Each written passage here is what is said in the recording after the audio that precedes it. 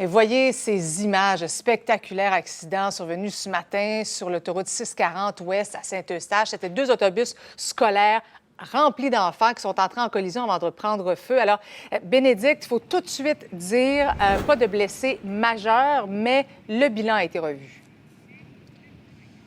Oui, toute une opération, Marie-Christine, ça c'est certain. On nous parle de 69 personnes, majoritairement des jeunes, là, qui ont été transportés. Et quand je parlais à des témoins, on me disait des jeunes entre 6 et 10 ans. Là, ça reste à confirmer, mais ça nous donne une idée à peu près de l'âge. Collision autour de 10 heures. 2 autobus qui entrent en collision avec une autre voiture. Les 2 autobus qui prennent tout de suite en flammes.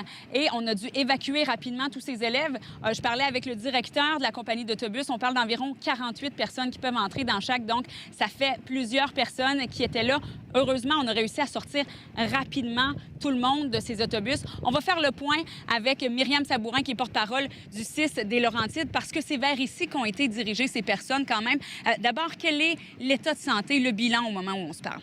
Bien, le bilan au moment où on se parle, c'est qu'il y a 69 personnes qui ont été accueillies et puis il ne semble pas y avoir de personnes qui ont un état de santé critique. Ça semble, somme toute, des blessures mineures, mais on va s'assurer de voir chaque personne individuellement pour faire le bilan de leur santé et par la suite, si tout va bien, chaque personne pourra quitter.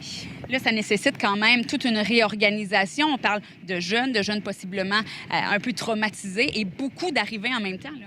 Exactement. Pour nous, c'est ce qu'on appelle une mobilisation en code orange. Alors, on travaille dans le réseau de la santé de cette façon-là. C'est pas tant pour indiquer la gravité des blessures, c'est plus parce qu'on reçoit une grande quantité de patients en même temps. Alors, on se mobilise pour pouvoir répondre à cette forte demande-là en peu de temps.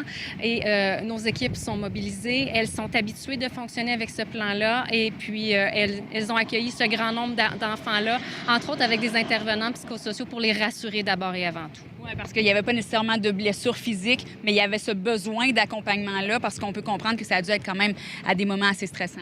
Bien, exactement. C'est pas facile, un événement comme ça pour des enfants. Alors, on a pris la situation en charge. Pour l'instant, on a libéré une salle. Les enfants sont installés à l'air climatisé. On leur a servi à boire, à manger.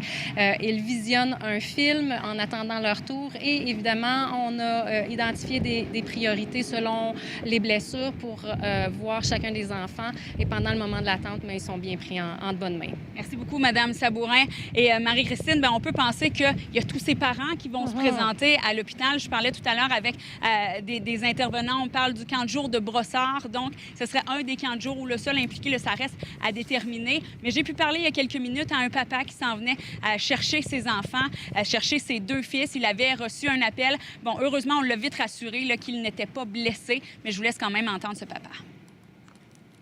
La chose qui m'inquiète de plus, c'est que les enfants sont bien, et aussi que les enfants prennent la peur de voyager avec le bus, parce que même si maintenant ils sont OK, ça peut être qu'avant, la prochaine fois qu'ils vont prendre un bus, on va faire une petite vacance, ils peuvent avoir peur de faire ça. Alors, oui, ce monsieur me disait aussi, bien, pas de blessure, mais ils vont peut-être être un peu traumatisés. Est-ce qu'ils voudront reprendre l'autobus? J'ose espérer que oui. Marie-Christine, il y a un élan de solidarité qui rapidement s'est dessiné parce que tous voulaient aider. On parle de concessionnaires automobiles qui sont là tout au bord de l'autoroute 640. Et ces gens-là qui ont rapidement prêté main forte pour pouvoir évacuer et prendre soin des enfants. Je vous laisse entendre donc quelques témoins à qui j'ai parlé sur place. Là, on a vu que c'était des autobus en approchant, puis là, on a vu tous les enfants sur le bord de l'autobus, comme en plein milieu, là. C'était quelque chose, là, ça brûlait fort. C'est un peu une situation de choc, là, quand on voit des enfants un peu désemparés. Par la suite, bien, tous les concessionnaires, je veux dire, je ne veux pas donner de crédit à personne, mais ça a été un travail, tout le monde, c'est une belle collusion, puis on a sorti des échelles, on a essayé de ramener les enfants du côté des rues et non des A640. Beaucoup d'enfants qui étaient un peu pris de peur, évidemment, là, parce que les pneus des autobus ont explosé. On pensait que c'était des réservoirs d'essence. Alors, il y a eu utilisation de toutes ces échelles pour passer les enfants de l'autre côté. Maintenant, le directeur de la compagnie d'autobus parle de perte totale. Il y aura expertise pour comprendre un peu mieux ce qui s'est passé, mais ce serait un ralentissement subi dans la circulation qui aurait fait qu'une première voiture a arrêté et qu'ensuite les 2 autobus donc sont entrés en collision. On restera sur place justement pour suivre cette histoire qui est en évolution. Merci.